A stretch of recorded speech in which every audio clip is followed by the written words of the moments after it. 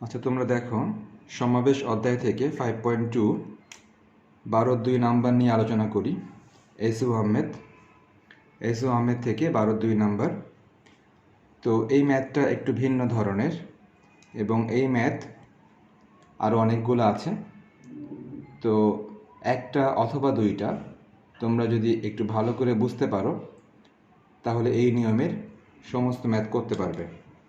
তো প্রথমত দেখো যে এই ম্যাথটা নর্মালি চিন্তা করলে কেমন পাওয়া যায়, আর সেই নর্মাল চিন্তা ভাবনা দিয়ে ম্যাথটা হবে না।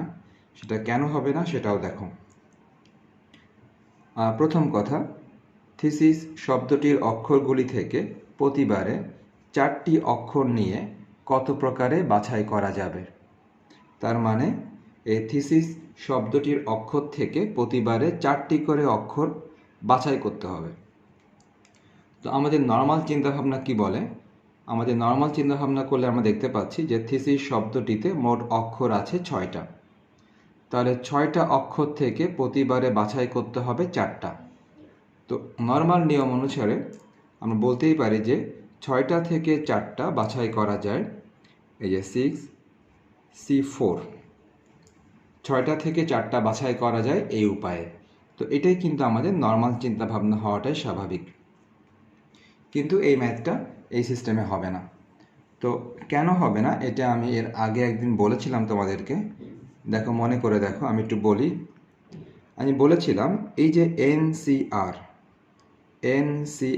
অথবা এই যে এনসিআর অথবা এনপিআর, এই যে সূত্রগুলা বা এই যে সংকেতগুলা, তুমি এটা শুধুমাত্র তখন অ্যাপ্লাই করতে পারবা যখন এই এন সংখ্যক বস্তু অথবা অক্ষর অথবা সংখ্যা, এই যে এন সংখ্যক যে বস্তুটা আছে অথবা অক্ষর অথবা সংখ্যা, এগুলো অবশ্যই ভিন্ন ভিন্ন হতে হবে। এগুলো টোটালি ভিন্ন ভিন্ন হতে হবে। যদি ভিন্ন ভিন্ন না হয়, এক জাতীয় অক্ষর থেকে যায়, তাহলে এই এনসিআর বলো অথবা এনপিআর বলো, এরা অ্যাপ্লাই করা যাবে না। সুতরাং আমরা এখন খেয়াল করি যে এই যে আমরা এখানে 6C4 যে লিখলাম, এই 6টা অক্ষর ভিন্ন ভিন্ন কিনা খেয়াল করি। দেখো, এই 6টা অক্ষর দেখতে পাচ্ছি। এই 6টা অক্ষরের মধ্যে দেখো 2টা এস আছে। তাহলে 2টা এস থাকার কারণে এই 6টা অক্ষর কিন্তু ভিন্ন ভিন্ন হলো না। অতএব আমরা এই সূত্রের সাহায্যে করতে পারতেছি না, তার কারণ এখানে এই যে 6টা অক্ষর আছে এরা আসলে ভিন্ন ভিন্ন না। এই যে আমরা দেখতে পাচ্ছি এখানে এই 6টা, এরা কিন্তু ভিন্ন না, এরা কিন্তু ভিন্ন নয়। এই 6টা অক্ষরের মধ্যে 2টা এস আছে, রিপিটেশন আছে, সেম অক্ষর আছে, সুতরাং এরা ভিন্ন অক্ষর না। তাহলে আমি আবারও বলি, এনসিআর বলো অথবা এনপিআর বলো, তোমরা এই সূত্রগুলো শুধুমাত্র তখন অ্যাপ্লাই করতে পারবা যখন এই এন সংখ্যক বস্তু ভিন্ন ভিন্ন হবে। এন সংখ্যক বস্তু যখন ভিন্ন ভিন্ন হবে তখনই শুধুমাত্র এটা অ্যাপ্লাই করা যাবে। এই কারণে এই অঙ্কে সরাসরি সূত্র দিয়ে অ্যাপ্লাই করা যাচ্ছে না। ওকে, তাহলে এখন এই জাতীয় ম্যাথ একটু ভেঙে ভেঙে স্টেপ বাই স্টেপ করতে হয়। তো আমরা এর আগেও একটা এই জাতীয় ম্যাথ করেছিলাম। আগের এক্সারসাইজে অঙ্কটা ছিল পারমুটেশনস। তো সেখানেও এই জাতীয় সমস্যা এসেছিল। তখন আমি এই কথাটা বলেছিলাম যে এই জাতীয় ম্যাথগুলো তোমাকে একটু স্টেপ বাই স্টেপ করতে হবে। আচ্ছা, তাহলে দেখো স্টেপগুলো কেমন হবে। প্রথম কথা, আমি কিছু কথাবার্তা লিখে নিই আগে। ওকে, তাহলে দেখো কিছু কথাবার্তা আমরা লিখে নিলাম। যেই কথাবার্তাগুলো তোমরা সবাই জানো। থিসিস শব্দটিতে মোট 6টি অক্ষর আছে, যার মধ্যে আমরা দেখতে পাচ্ছি 2টি এস আছে। সুতরাং প্রতিবারে 4টি অক্ষর নিম্নোক্ত উপায়ে বাছাই করা যায়। আমাদের কাছে কিন্তু এটাই কোশ্চেন ছিল যে প্রতিবারে 4টি অক্ষর কত প্রকারে বাছাই করা যাবে। তাহলে প্রতিবারে 4টি অক্ষর নিম্নোক্ত উপায়ে বাছাই করা যায়।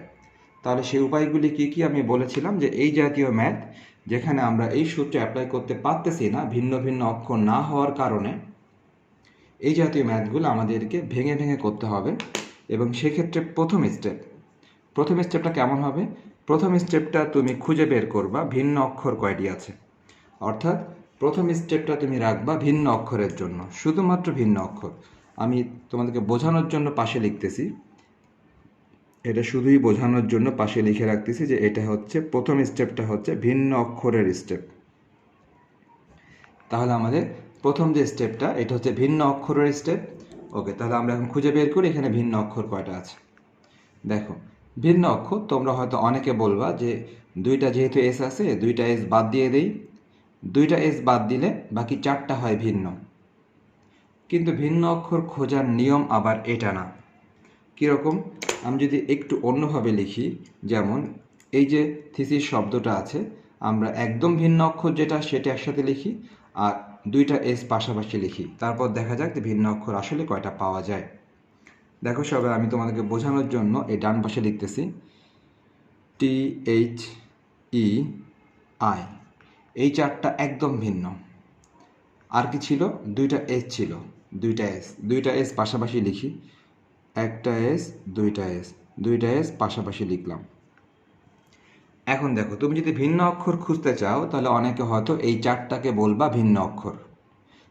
কিন্তু আমি যদি দুইটা এস থেকে যদি একটা এস বাদ দিয়ে দিই, মনে করো যে দুইটা এস থেকে একটা এস আমি বাদ দিয়ে দিলাম মনে মনে, একটা এসকে মনে মনে বাদ দিলাম, তো একটা এসকে মনে মনে বাদ দিলে দেখো বাকি পাঁচটা অক্ষর কিন্তু ভিন্ন ভিন্ন হয়। এই পাঁচটা অক্ষর কিন্তু ভিন্ন ভিন্ন হয়, THEI এবং একটা এস। তাহলে মনে রাখবা, ভিন্ন অক্ষর খোঁজার নিয়ম এটা না যে এক জাতীয় অক্ষর সব বাদ দিয়ে দিবা, এটা না, বরং কি করবা, এক জাতীয় অক্ষর থেকে একটা রেখে দিয়ে বাকিদেরকে বাদ দিবা। মনে করো এখানে তিনটা এস থাকলো, এখানে এস থাকলো তিনটা, তখন যখন তুমি ভিন্ন অক্ষর খুঁজবা তখন তুমি কি করবা, তিনটা এস থেকে একটা এসকে রেখে দিবা, বাকি দুইটা এসকেই বাদ দিয়ে দিবা। সুতরাং মনে রাখবা, ভিন্ন অক্ষর খোঁজার এটাই নিয়ম।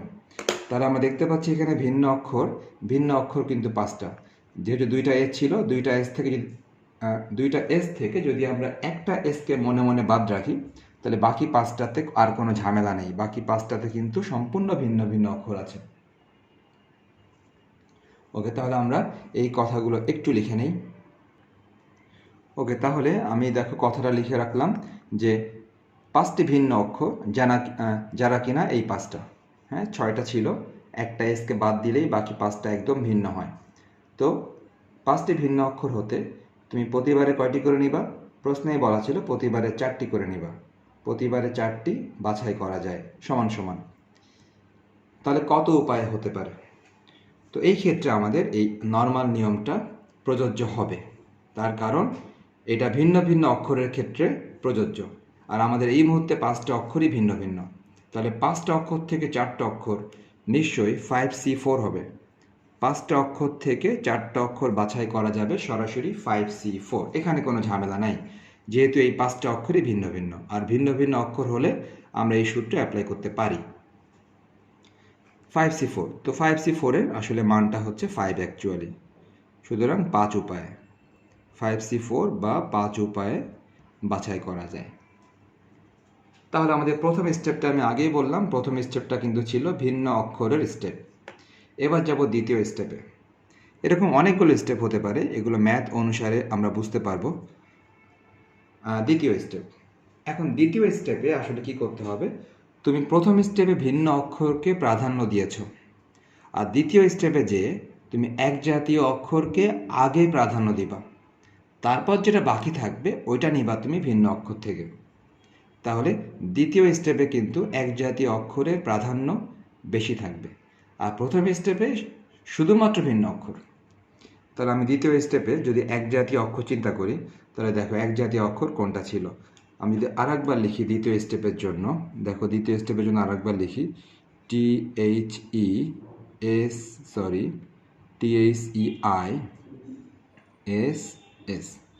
দেখো ছয়টা অক্ষর কিন্তু এখানে আছে। তাহলে এই ছয়টা অক্ষর থেকে আমি যেটা বললাম যে এখন এক জাতীয় অক্ষরের প্রাধান্য বেশি দিব, তাহলে দেখো এক জাতীয় অক্ষর কিন্তু এই দুইটা এস হচ্ছে এক জাতীয় অক্ষর। তুমি এই দুইটা এসকে তুমি আগে নিবা, আগে নেওয়ার পর যদি আরও নেওয়ার সুযোগ থাকে তখন তুমি এই বাকিগুলা থেকে নিবা। যেহেতু মোট নেওয়ার কথা আমার চারটা, তো চারটা তো নিতে হবে। তাহলে এবার আমরা এক জাতীয় অক্ষরকে আগে নিব। তাহলে দ্বিতীয় স্টেপে এক জাতীয় অক্ষরের প্রাধান্য দিতে হবে, সো তাদেরকে আগে নিতে হবে। সো আমরা এখন কী লিখবো, আমরা এখন এই দুইটি এসকে আগে নিয়ে নিব। তাহলে কি লিখতে পারি যে দুইটি এস থেকে আমরা দুইটি এসই নিচ্ছি, দুইটি এস থেকে দুইটি, এবং অবশিষ্ট, এবার খুঁজবো অবশিষ্ট অক্ষর কয়টা এবং নিতে পারবো কয়টা। দুইটা এস তো নিয়েই ফেলছি, তাহলে আমরা এই জিনিসগুলো আসলে সবই সাইডের জিনিস, এগুলো ম্যাথের অংশ না, জাস্ট বোঝানোর জন্য, এগুলো শুধুই বোঝানোর জন্য। ওকে, তাহলে তুমি দুইটি এস থেকে দুইটি এসই নিয়ে নিলাম এবং অবশিষ্ট, দেখো অবশিষ্ট অক্ষর কিন্তু এই চারটা আছে, অবশিষ্ট অক্ষর আছে এই চারটা।